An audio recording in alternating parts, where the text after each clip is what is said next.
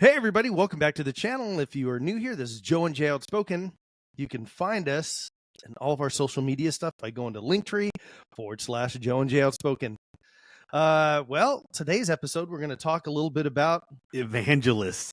We're going to talk about mega churches. Mega churches. Yeah.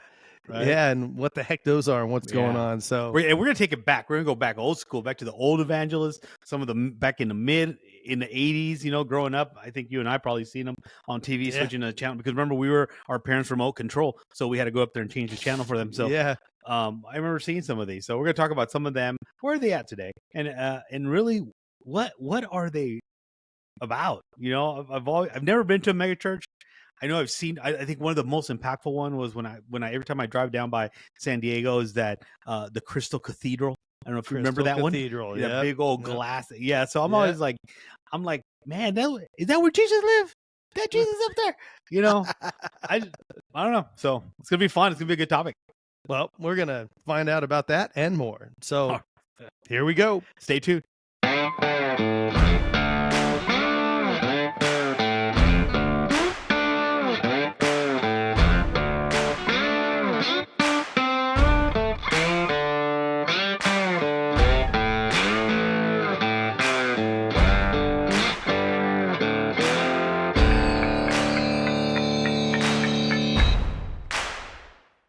All right, everybody, welcome back. Here we go on evangelism and mega churches. So, so mega churches, it's kind of interesting. That's like up to 10,000 people in a mega church. 10,000 people. That's a lot of. I mean, we go to the same church whenever we can, right? Yeah. And it feels like, I mean, ours is obviously a really small church. But that's good. I like the homeliness of it, you know? Oh, I do too, man. I can't stand the big churches. I don't want to get lost in the crowd, you know, like you know what I mean? Like be part of something. You know, like all of these churches, they're huge, right? And you know the pastor or whoever, but they don't know you, not on a personal level. You know, like I know at least in our church when I walk in there, I could miss two Sundays in a row, right, because of work. But then when I come back, it's like the pastor, you know, they're like, "Hey, Joe, how you doing?" Like they know me, like you know, it's just so I don't know. I like that personal connection because it's more. It speaks more of to what I think as far as us as Christians, what being in a church really means. I think it has more. It favors us more than in some of these mega churches. Like you think Kenneth Copeland will ever know who we are? Like, you know, unless we give them money, then they would. Probably, you know, right? But you know, clearly our tithings are not even remotely close to what they're asking, right? So, we don't get that golden brick in the foyer of their mega church, unfortunately. But you know, at least they know our name. But yeah, it's crazy. I don't. Do you remember back in our days? Well, Tammy Faye Baker. Well, I can't remember her husband. Tammy and Jim Baker. There, bro. She used to wear so much makeup, and like when she cried, which was almost every other sentence. Every time, because you remember the show? Yeah, they were on the PTL club. The PTL, yeah. Praise the Lord club. Praise the Lord. Yeah, it's so funny. I actually worked for a company at the time, and she came into our place of business, and I mean, I'm trying to think how old we were at the time. 30s? Had to be. I was in 20s. Oh, wow. That was back then. Yeah. I can't remember that far back. Yeah, me either, hardly. Yeah, it was a long time ago. But she was really, really super nice. She was a really nice lady, but you recognized her like off the bat because she had that typical makeup. So it wasn't so much just her face makeup, but she had body makeup? her eyelashes was she had body makeup. Yeah, like the Lee press on, whatever it was, eyelashes, and I mean they were just like fingers because they were so thick. But she's waving by to you. Yeah, she's like waving by to you. Thank you for your service. That's awesome.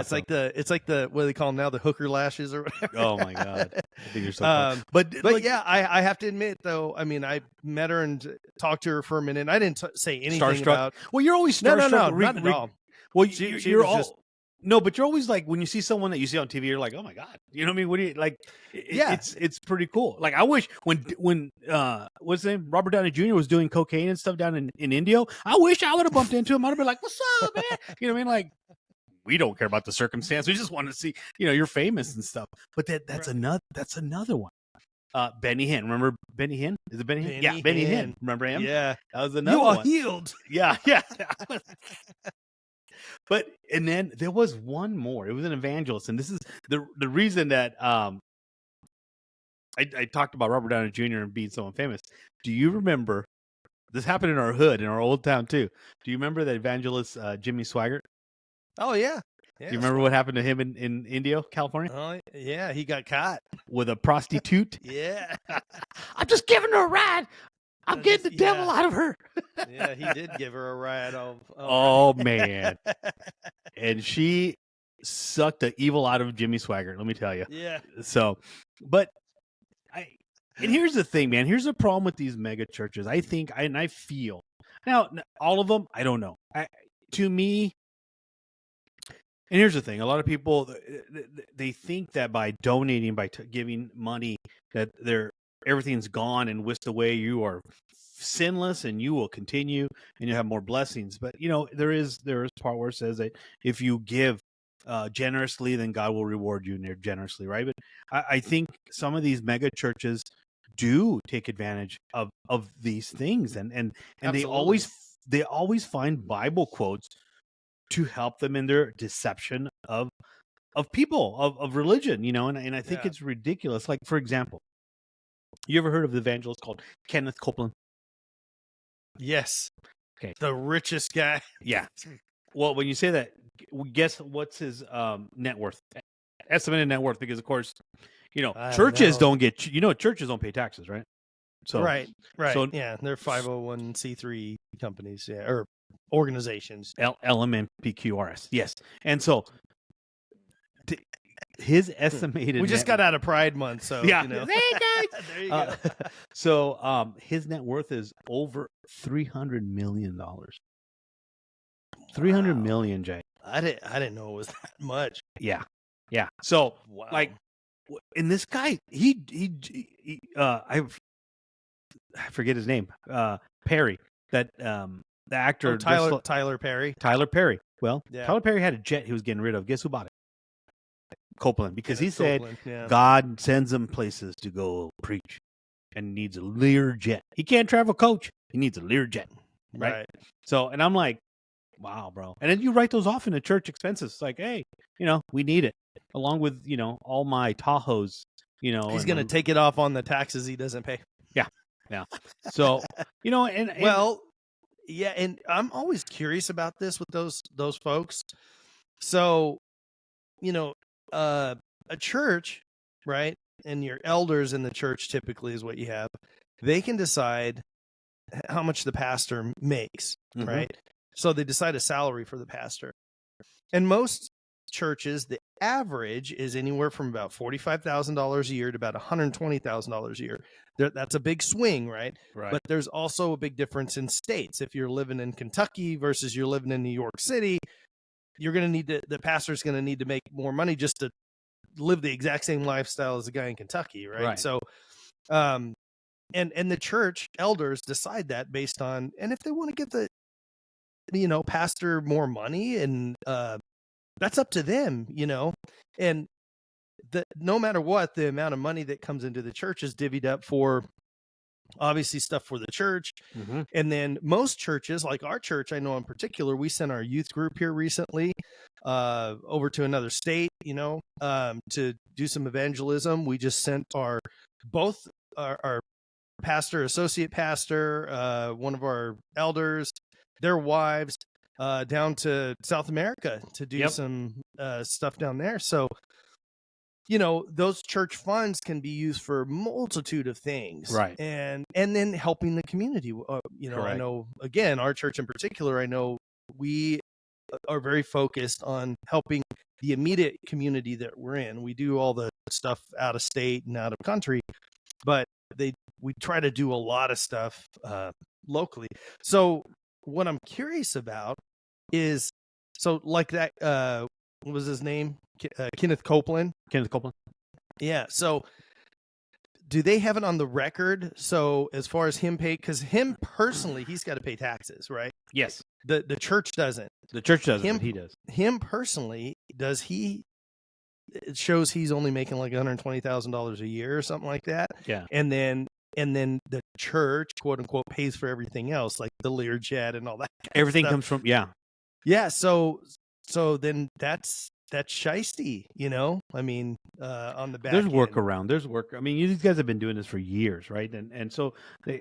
But this is what I understand. You shouldn't be a rich man or become a millionaire by preaching the word of God. That's not the intent, right? And you should just now. Am I against living comfortably for because there is study behind preaching, right? You have have to go in there. You have to do the work. You have to find it. I mean, there's a lot to it. Theology is not simple. It's not easy, no matter what the religion, right? So you have to put work into it. So you should get paid for the work and the effort that you put into it. I'm all for that. Absolutely. But to become a millionaire, I mean, how is that even possible? It's I don't understand that. I don't either.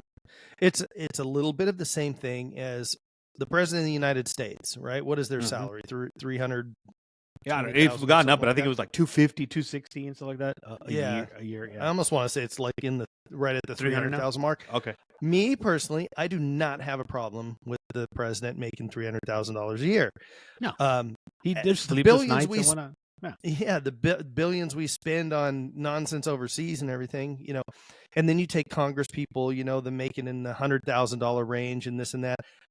Again, I don't have a problem with that. The problem is that, and this gets pitched around in media and stuff like that. Why is it that people that are making $100,000 to $300,000 a year have $60 million homes? That does not compute, right? You can't own that much in stuff with the little salary you have without doing stuff on the side. Yeah. And then how do you do so much of that stuff on the side? Well, it's from insider information and everything. So rewind it back to the whole church deal. How do these people like the Kenneth Copelands of the world, how do they have so much stuff, when they should really be making, and just I 100% agree with you, man.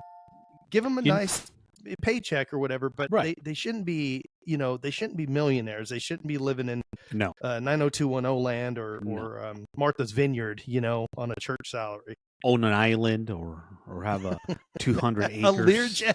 Have a Learjet. Wow. But here's the thing: if you go into some of these, because I did a little bit of research, not too much because it irritates me. People taking advantage of.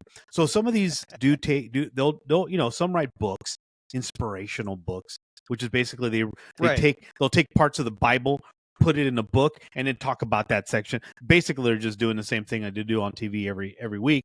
They just put it in a book. People are buying it, right? They're calling it inspirational. They're like, oh my God. Some will add a little calendar to it, and it's like a 365-day inspirational book. I mean, we could all do that. I can do that about guns for 365 days, right? So, but they make There's money. There's enough models you could have. Absolutely. Days of models, right? Hey, anybody out there, don't take that idea. We're gonna do it first. Joe and Jay's 365 days of guns. But I get that, but are you really helping anyone? Are you really doing what the intent behind being a pastor and evangelist doing? Those times of dancing at the top up there with snakes in your hands and doing all those times are gone, right? Those we don't try to do that. Maybe down south a little bit, folks. I don't know if y'all still do that. Call us and let us know. But the thing is, we don't do that anymore.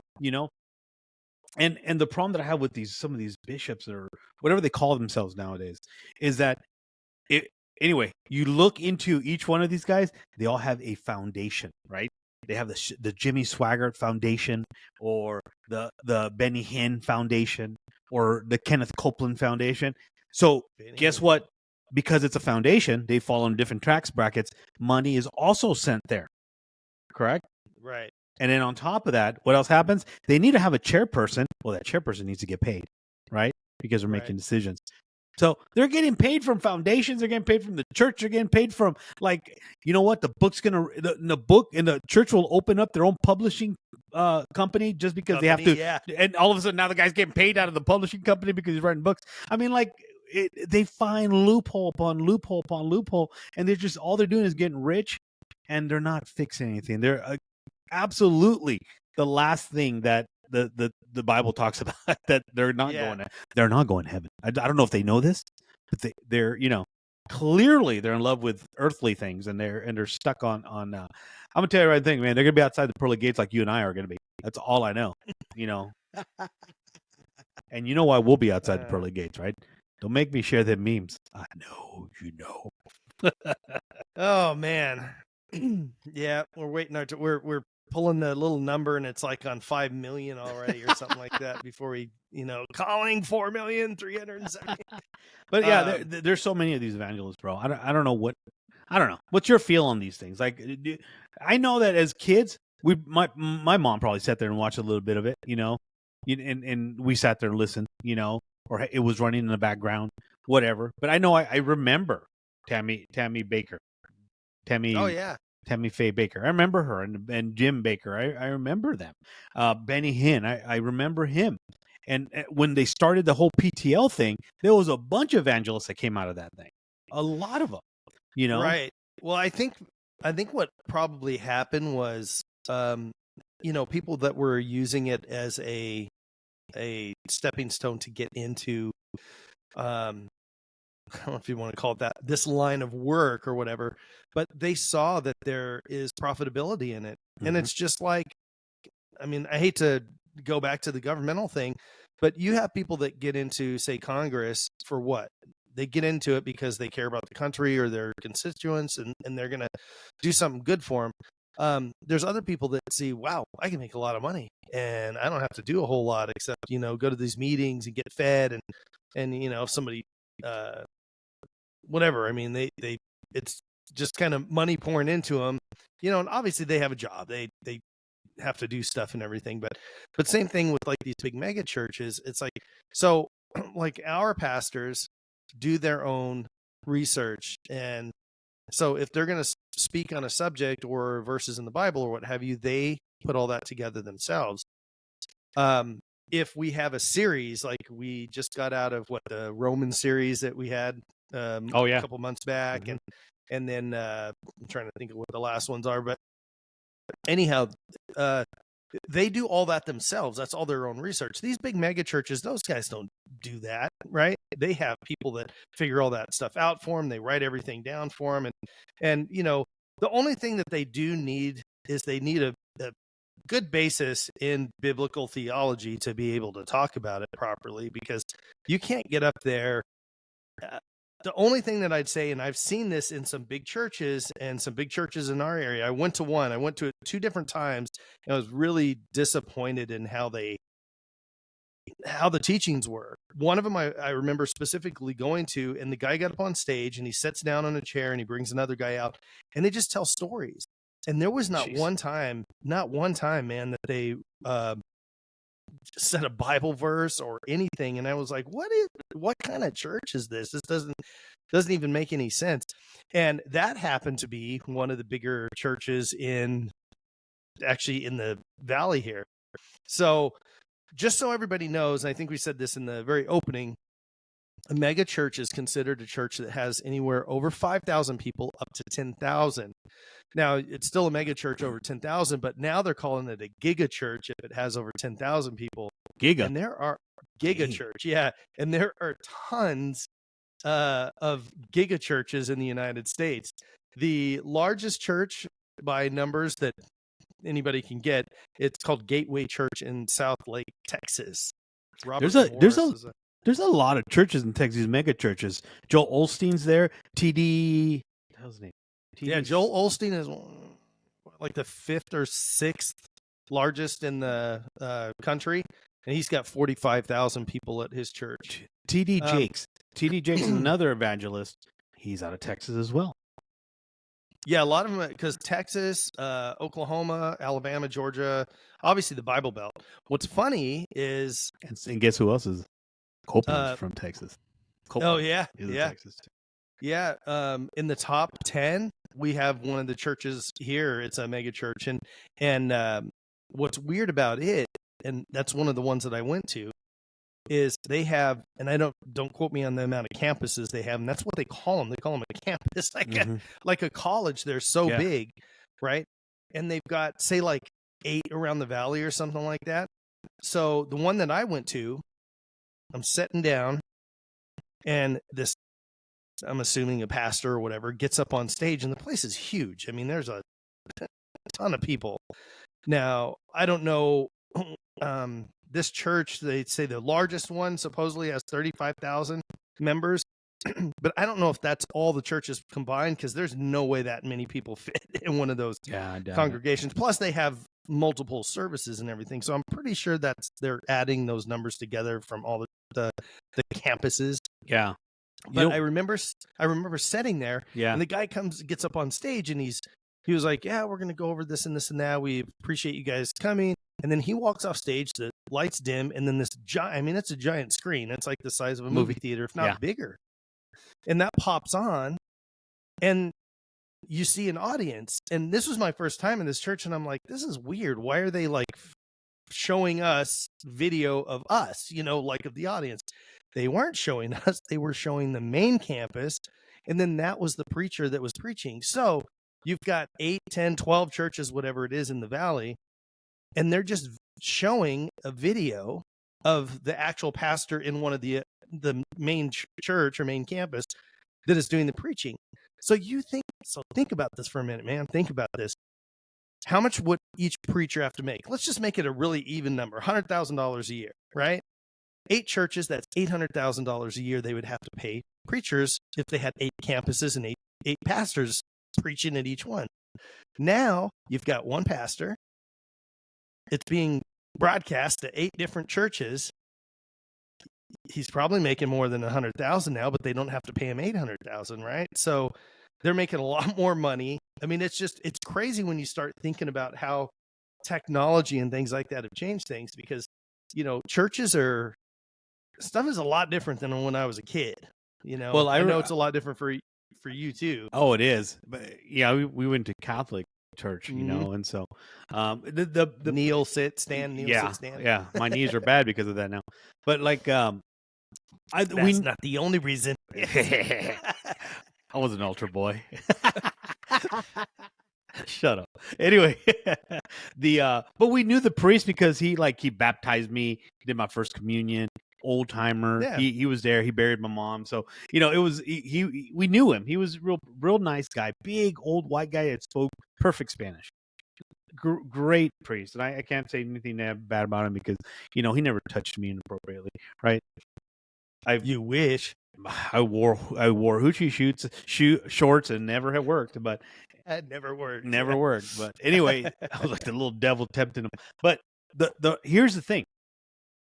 And I get it. Because you know what's so funny, Jay, is that I went to churches just like that, where you have someone that comes in and's talking about, hey guys, this is what's going on this week at our church here in in Santan or here in Queen Creek, blah blah blah, And I'm like, oh, it's gonna be cool, it's real, it's a little bit smaller, there's, but here's the thing: you walk in and they have and some of the things are good. They had like a little Goodwill where they sold stuff to help the community. They had a coffee shop, things like that. Yeah, you go in there, and then you have the church, kind of big, but not big. And then you had these people talking. You had live band jamming out, right? Where it was good. Yeah. Everybody was singing. It was good. And then they all disappeared, right? And then here comes the pastor walking out with his little stand and puts it down and thinking, but it's on the screen, right? And I'm like, yeah, is there more messages? And then he's coming out. Nah, it's the same dude for every campus. And I'm thinking, this is really not personal. You know what I mean? I could just stay at home. I could stay at home and watch this on my phone. Exactly. And I'm like, this is just doesn't feel right. So those to me is you're looking for profitability.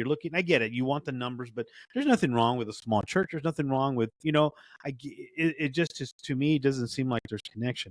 Going back to Copeland. Copeland lives in a $7 billion mansion, right? $7 billion. He pays no tax. He pays zero tax. You know why? You know why he pays zero tax? Because the house is listed as a clergy residence. Right. It's owned by the church, basically. Well, yeah, it's a Yeah. clergy residence.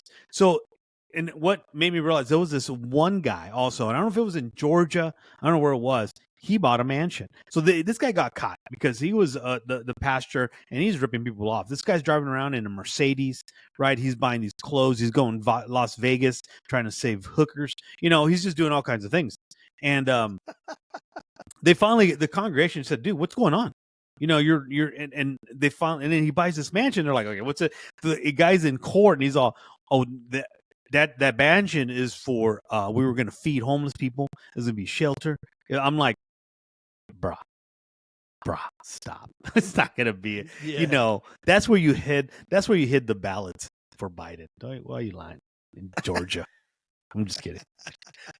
But Yeah. but see, these are the things that, unfortunately, I think that, and I mean this in the sincerest of ways. I think, again, and I like the separation of church and state, but I think that churches, the bad ones, the fake ones, the ones that are taking advantage of people, I think those need to be looked at a little bit more and scrutinized a little bit more. Like, okay, that's a clergy residence. Well, you know, a clergy residence, you maybe need a $50,000 house. You don't need a $7 billion mansion. I mean, Right. bro, you are frail. You're like 80 years old and you're about to break if you fall down. You don't need a mansion. You know, it's Right. too big for you. You know, but And usually that it's not in a gated golf community somewhere, right? It's usually right next to the church, you know, that kind of no, thing. his is like off by it faces the ocean or something like that. It's like out, Yeah. it's some beautiful area. And you're like, Of course it is. I'm like, bro, you know, and they own all that. It's just, to me, it's just ridiculous. And so it's on 24 acres. And of course there's a private airport there because he has that jet that he bought from Tyler Perry. Right. And that home, like, how does that make sense? And I spoke incorrectly. His net worth is not 300 billion. It's million. It's 760 million net worth. Oh, I was gonna say, yeah, billion's a lot of money. Yeah, 760 That's still million. a lot of money, though. It's still a lot of money for a pastor. Yeah, I mean, it's that still a lot of seems- money. But yeah, that's what he's worth, and that's a lot. And 760 million, man. I was like, give me a break. But yeah, I don't know. I just think that they should go. Why the IRS coming bugging us poor folk, all these blue collar workers? Go bug these guys. Go check up on Copeland over there. You know what I mean? Start looking Yeah. at his purchases. You know? Yeah, what the heck is he doing? Yeah, Yeah, you would bro. think they would. I'm I gonna mean, go he's into all over- evangelism, bro. I'm gonna do something. I clearly can't do Well, the wrong business. You know? You what I mean? know, my only thing for those guys is like sin, the way it's looked at in the Bible. Sin is sin, kind of. You know, Mhm. if you're committing it. So I heard this example, and I thought it was really great about. And I don't want to get too much off topic, but this plays into what we're talking about with these evangelists or owners of they're basically owners of a church.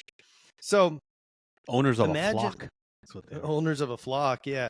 So the way sin is looked at, you know, through as far as biblical context is, imagine you're a basketball player, right? And your coach gives you the instructions of what you need to do and everything, and you're going to do free throws and all this, and you're going to practice as hard as you can.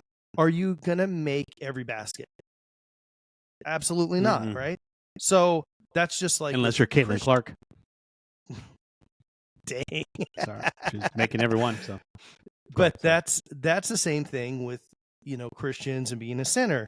You're gonna, you know, you're gonna practice your religion. You're gonna read your Bible. You're gonna go to church as much as you can, but you're gonna miss a shot or two, and that's because we're not perfect. We're gonna sin once in a while, right? Now, if you go to the court and you see the coach and you're like, yeah, I don't really care about practicing today, and you're just sloppy and doing that, that's a whole different type of sin, right? That's purposeful sinning versus sin that just happens on its own because, you know, we're men and we fail.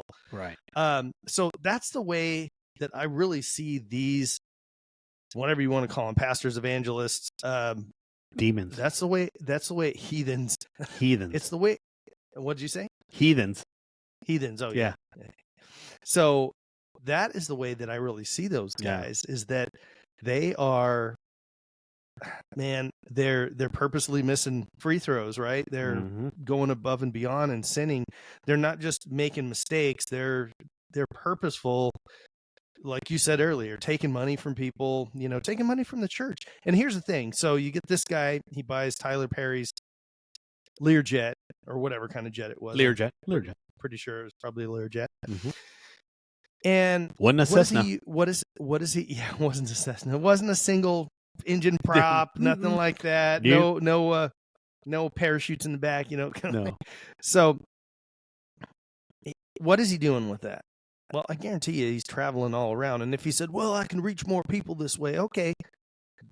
I could kind of get it if you had all of your congregation and people that you could trust. And like our church did, our pastors had to fly on Southwest or whatever it was and went to South America, right? We don't have a jet or anything like that. They paid for plane tickets. The church had to pay for all that stuff.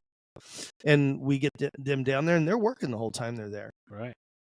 If you have that kind of means, wouldn't you think that you would be at a different state every day preaching to people and doing stuff? But I guarantee you that's not what that's being used for. So those tools, right? You can buy the most expensive tool because church stuff is really expensive. A lot of things that are geared towards church. When you go, I mean, when I know from being a musician and lighting and recording equipment right. PA equipment, that stuff's expensive, man. And it's very proprietary stuff. So you have to buy specific things. But here's the thing, like our church, they give us a lot of stuff. Like books and things to, like a lot. I mean, I know that's not free to print. Study I know that's guides. Not free. Yeah. I mean, No, it costs them money. And that's right. And like, it's even in the good book, right? Where you have to give tidings, right? You have to help. And because it's not, things cost nowadays. You can't just, you can't expect. Now, is there a lot of volunteering going on? Absolutely, as it should be. Because you can't pay for everything, right? And we don't need another Jim Jones action going on, right? With, and all these people drinking punch and then be gone. So we don't want crazy people like that. So, right. But you know what's funny? Like if you go, you have to upload the video here, but find this video of Kenneth Copeland being confronted by a reporter of the local news. And bro, he looks like the demon. You said that you don't like to fly commercial because you don't want to get into a tube with a bunch of demons. Do you really believe that human beings are demons? No, I do not. And don't you ever say I did. We wrestle not with flesh and blood, but principalities and powers. Like you were saying, though, the churches invest in their community, right? They invest in their congregation. They're doing for you. Now, churches that don't do that, but they're hey guys, we have direct deposit if you guys want to just write your account number here, we'll take care of the rest. And like they'll do everything possible to make it easy for you to give money, but they don't in return give nothing, right? They give you false hope, like, oh, you're gonna give money, then you're gonna get blessed, and you're gonna start walking straight, your back's all aligned, everything's good. Yeah. They get false hope, man. That's not what church is about, right? Like Benny Hinn, I mean, that guy, he was healed. They caught him. Yeah, they caught him like he had like an earpiece in, and they caught the radio transmissions. They would, those people, see, again, that goes back to my little analogy of the whole basketball thing, right? Pastors, preachers, whatever, evangelists, leaders of any church organization, they're not perfect. Newsflash, the Pope is not perfect. All right, the guy has sinful thoughts. He does. That guy's the worst of all popes, bro. Don't even get me started. Well, especially the new Pope. This Pope. Especially man. But these guys are doing. They're doing wrong, by God, and if you're not religious and you don't believe in God, and you came from a monkey, that's cool. No. They came from a monkey, bro. Don't feel bad for them. But even if you don't believe in God, we know right from wrong. That's a inherent. That's a moral standard. It's a moral standard. Yeah.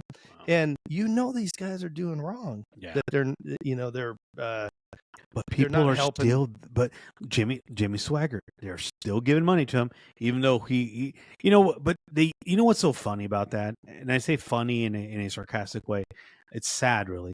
They'll get that they're when they get caught, like Jimmy Swagger did. He'll use that to get more followers. He'll break down like, I'm human just like the rest of you. I've fallen to sin, and they play into it. And Yeah. here comes a little wave of donations. Like, oh my God, he's human. Like, look, I hate to do spoiler alerts, but these evangelists, these preachers, these pastors, they're humans like the rest of us. They're all sinful. Yeah, they are. They've all they're no greater than you. All they do is invest a little Yeah. time and maybe studying more than we do. But Right. other than that, they don't fall for like they're something beyond. And that's the thing. If you want, don't believe me or Jay. There's one book that'll clear it up for you, and That's right. I'm not gonna give the name of that book because it's top secret. No one knows about it. But but you find it, you're gonna find a lot of answers to that. So I don't know. Well, go ahead. I was gonna put out here or read the biblical deal on tithing. So Proverbs 3:9, it says to honor the Lord with your wealth, with the first fruits of all your crops. Luke 6:38 says, give and it will be given to you. A good measure, pressed down, shaken together, and running over will be poured into your lap. For with the measure you use, it will be measured to you. So there's other places like in I'd have to find about like Leviticus and a couple other places in the Bible that specify a tenth of what your gross earnings are, and that's what a lot of people have always used. There's really not if you read New Testament biblical information, there's not a specific amount that God's asking from you, or that we should give to the church or tithing in general. See, here's the thing is people don't understand. Tithing can be, say you know of a family, right?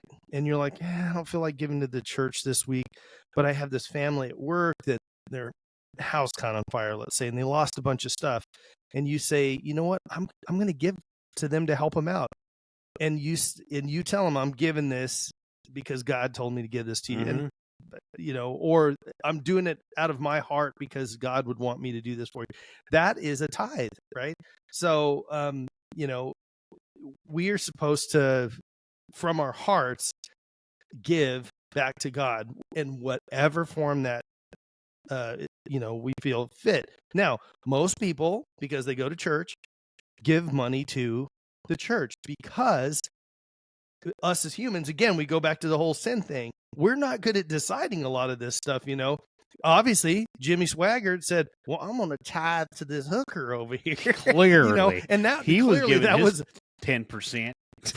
Yeah. And that was a bad decision on his part, right?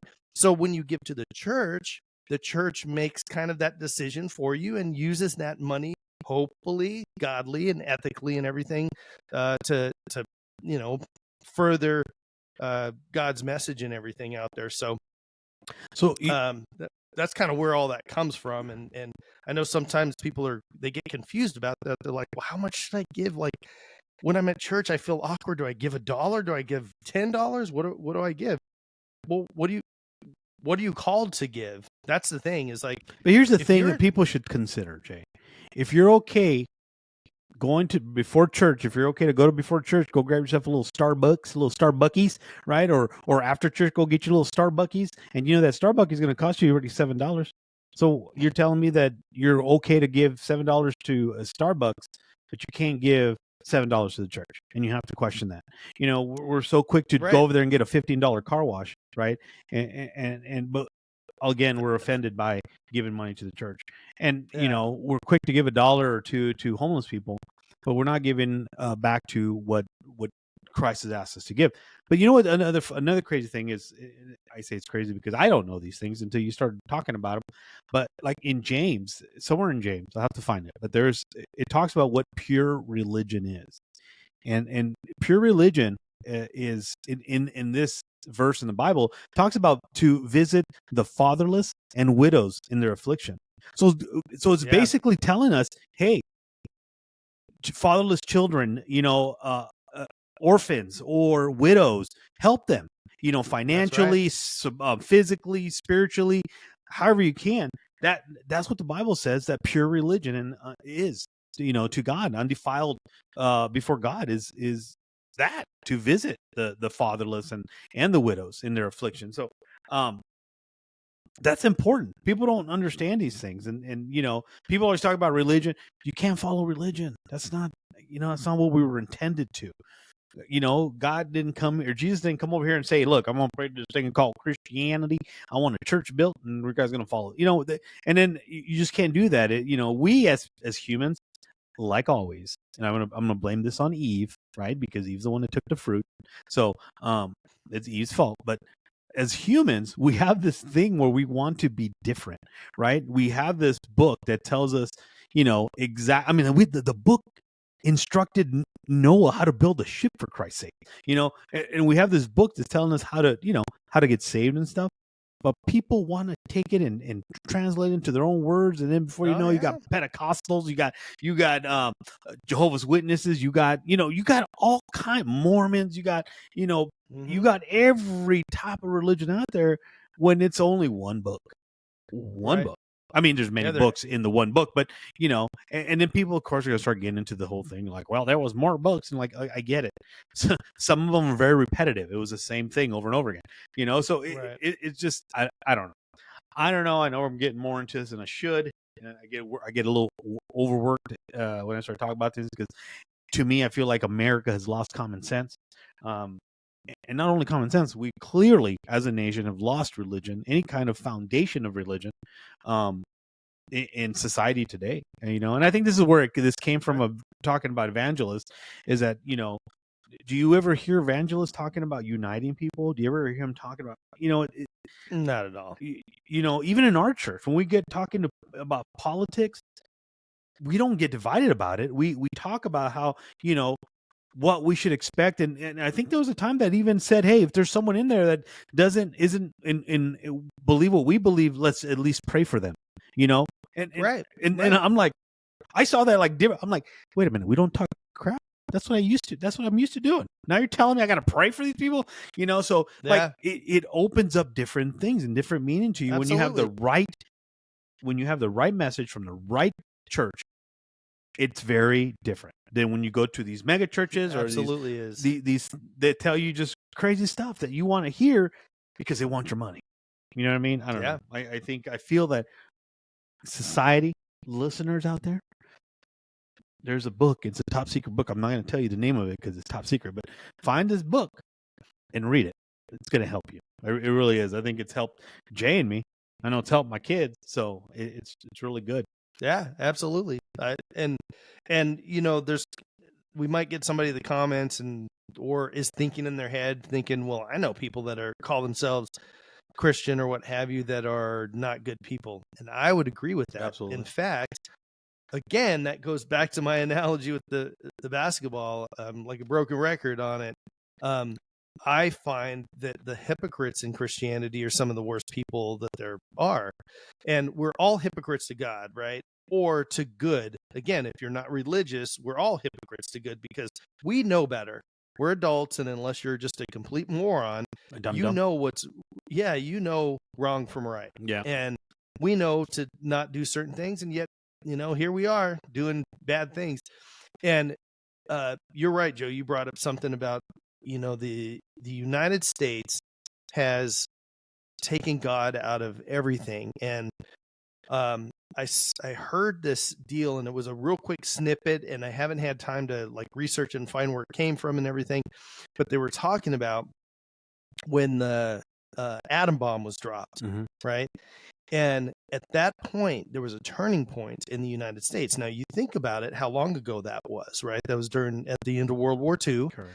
And all of a sudden, we went from a God-fearing nation to we are God because we're now scientific, because we can split the atom and all this kind of stuff.